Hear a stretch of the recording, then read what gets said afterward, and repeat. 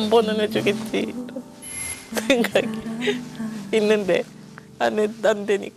그때는 제가 뭘 더 할 수 있는 상황이 아니었어요.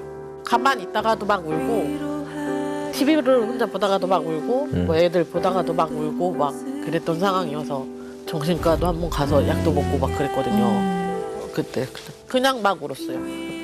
더 이상 뭐 제가 할 수 있는 게 없어가지고. 그래요? 네, 안녕하세요. 지금 저는 이제 모바일 쇼호스트로 활동하고 있는 김태진이라고 합니다. 안녕하세요. 저는 김태진의 아내이자 오둥이 엄마 정은정입니다. 같은 학교, 같은 학번, 같은 과. 07년도 OT 때 처음 만났어요. 결혼은 8년 차고 아이는 5명 있어요. 7살, 6살, 4살, 올해 쌍둥이를 낳아가지고 아들, 딸, 아들 이렇게 5명이 있습니다. 5명. 오남매. 네, 오늘 의뢰해 주신 분 누구신가요? 네, 제가 의뢰를 했습니다.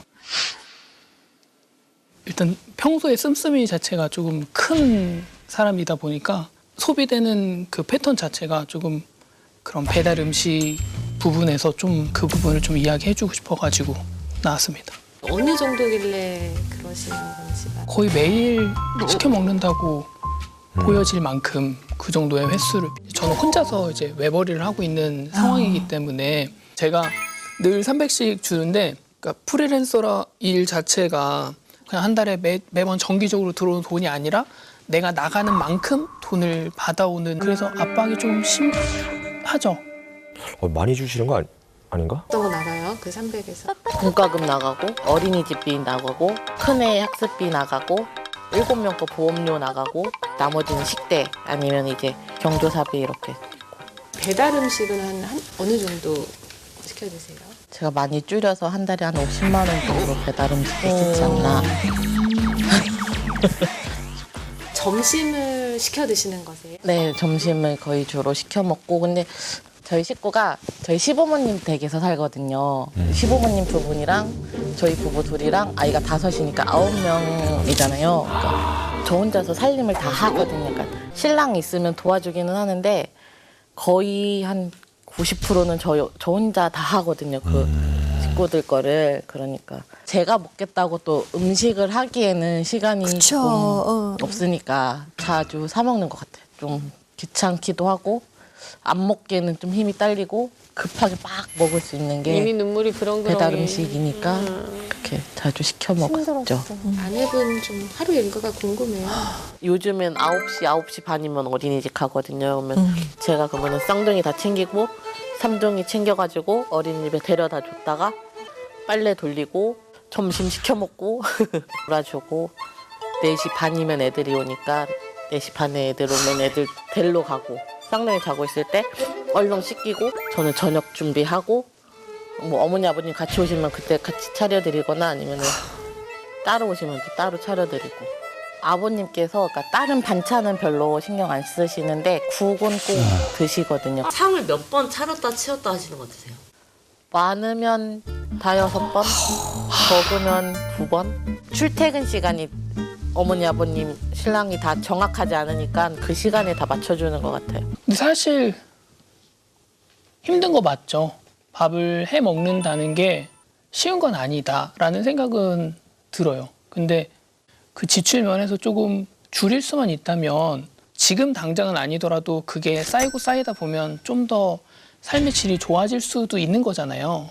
제 딴의 생각에는 그래도 냉장고에 무언가가 있고 그걸 이용해서 먹으면 일주일에 1번, 2번 정도로 줄이면 충분하지 않을까. 이기적이에요. 자신만 알아서. 집에서 먹는 거 좋아하거든요. 집밥 되게 좋아하는데 집에 와서 먹는다 그러면은 나 몇 분 뒤에 도착해 이렇게 전화가 오거든요. 퇴근할 때. 퇴근할 때거나 중간에 시간이 생길 때 집에 돌아갈 때. 밥을 달라는 소리거든요. 먹어 이러면 그때 또 먹고. 하루에 한 끼잖아요. 한 끼인데 그래도 그 한 끼가 와이프가 차려준 밥을 먹고 싶은 마음이지 않을까라는 생각이 들어요. 먹어라 라고 하면은 그건 어떻게 생각하세요? 제가 꺼내 먹거나 제가 데워서 먹거나. 그러니까 때려봐요. 무언의 때려봄 있잖아요. 서운한 그런 그 서운한 가득한 표정으로 절 쳐다봐요. 저 눈빛 보는 바에 치우고 하는 게 낫다는 생각을 많이 갖고 또 있죠. 하시는구나. 저는 이제 외적인 활동을 하고 은정이는 이제 내적인 활동을 하고 있으니까 자기의 역할이지 않을까 하는 생각이 네, 한 번쯤은 식사를 조금 도와주셨으면 좋겠다 그런 생각 솔직히 좀 안 해보셨어요? 하긴 하는데 한 번은 제가 저녁 준비를 안 했어요. 뭐 쌍둥이를 본다는 이유하에 누군가 차리겠지, 뭐 시간이 되면은 누군가 하겠지 하고 조금 기다려 본 적이 있거든요. 그때마다 아무도 손을 안 대서 제가 밥을 9시? 그때도 먹은 적 있어요. 내가 해야 되는 일이구나 라고. 누가 나를 도와줄 거라는 희망은 많이 없어요. 그래서 실제로 그때 되게 많이 힘들어하는 걸 제가 보고 이렇게 힘들 거면 차라리 분가를 하자라고까지 얘기를 했었어요. 근데 그때 와이프가 또 분가는 또 싫다고 얘기를 해줘가지고 그때 일이 아침에 나가서 저녁 늦게 오는 일이잖아요. 그리고 또 주말도 없어요, 이 일이. 그러면 진짜 또 온전히 저 혼자 아기까지 봐야 되는 상황이 되는 거잖아요. 지금 뭐 시부모님이 계시면은 잠깐 밥할 시간에 아기를 봐주시니까 그러니까 그나마 10분, 20분이라는 그 손이 너무 필요했었으니까. 그래서 저는 분가가 싫다 그러고 여기는 분가를 원하고. 분가가 일을 안 나가는 시간이 있잖아요. 그럴 땐 어떠세요? 그럴 때도 제가 다 하던 것 같아요. 저 또한 되게 힘든 일을 하고 있기 때문에 집에 들어와서 그런 주말에 그래도 좀 쉴 수 있는, 집에도 좀 편안하게 누워 있을 수 있는 시간, 그런 시간이지 않을까 싶어요. 쉼이 필요하죠. 네. 남 얘기하듯이. 아내를 위해서 어떤 걸 함께 하세요? 제가 삼둥이 키울 때까지만 해도 그런 생각은 안 했는데 쌍둥이를 키우면서 무슨 생각을 했냐면 내가 도와주지 않으면 진행이 안 된다라는 느낌. 도와주기 시작했고 새벽 수유도 하고 기저귀도 하고 아이들 씻기는 것도 하고. 이런 생각 갖는 게 지금 아기를 5을 낳았지만 이제 처음 육아에 동참한 거거든요. 그때 당시에는 이제 쌍둥이가 없는 상태여서 삼둥이만을 이제 케어하는 상황이어가지고 제가 봤을 때는 그렇게 크게 부담되지 않았지 않았을까? 육아를 해서 이렇게 얘기하는 것 같아요. 네. 쌍둥이는 손이 필요하다라는 거를 더 많이 느끼고 있죠, 요새. 예전에 병원에 잠깐 입원하셨다면서요. 조상기도 있고, 그러니까 만삭 거의 34주에 배는 이렇고 집 일도 많고 임신 중독도 살짝 기운이 있었고 아기도 내려왔고 자궁문도 살짝 열렸어가고 그때 입원을 하게 됐는데 그날 저녁부터 이제 뭐 밥도 안 해도 되고 삼둥이도 안 씻겨도 되고 제 몸 하나만 누워 있으면 되니까 너무 행복했죠. 제가 집에서 도와주는 것도 물론 맞지만 저는 그것보다 우리 생활비를 벌어 와야 되는 입장이다 보니까 그래서 더 밖으로 제가 나갔던 게도 이제 일정이 없는 날이면 집에서 이제 아이들을 케어한다든지 그런 부분은 계속 도와주려고 노력을 하고 있는 거고. 남편분께서 나의 노고를 얼마나 생각해 주시는 것 같아요? 40-50%? 나도 힘들게 일하고 왔는데 내가 그것까지 해야 돼라는 말도 했었거든요. 그래서 그런 말들에 대해서 좀 상처를 받고 굳이 말을 안 하게 된 것도 있죠. 언제 제일 서운하셨어요? 모든 날이. 힘들고 저것도 힘들고 막 그러다가 최고조로 너무 힘들어가지고 그때 좀 많이 힘들어했어요. 네. 한 번은 해주겠지 이런 생각이 있는데 안 되니까 그때는 제가 뭘 더 할 수 있는 상황이 아니었어요.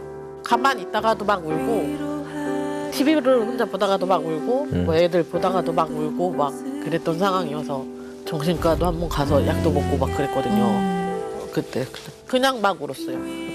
더 이상 뭐 제가 할 수 있는 게 없어가지고. 병원에 어떻게 가시게 되신 거세요?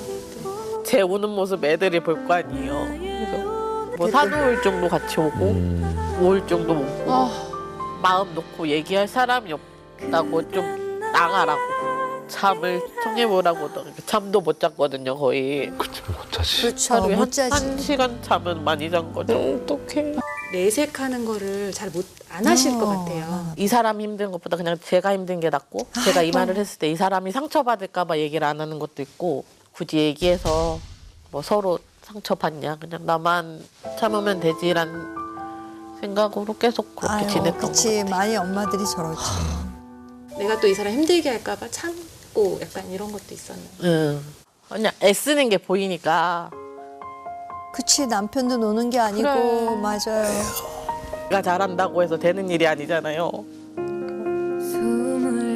막 어떻게 해서든 방송 한 번 더 하려고 뭐 전화도 하고 연락도 돌리고 힘들게 일하는 거 아니까 뭐 제가 갖고 싶었던 시간을 이 사람도 갖고 싶을 거 아니에요. 그러니까 숨을 더 뱉어봐요. 당신의 안에 남게 그때 콧물 묻었는데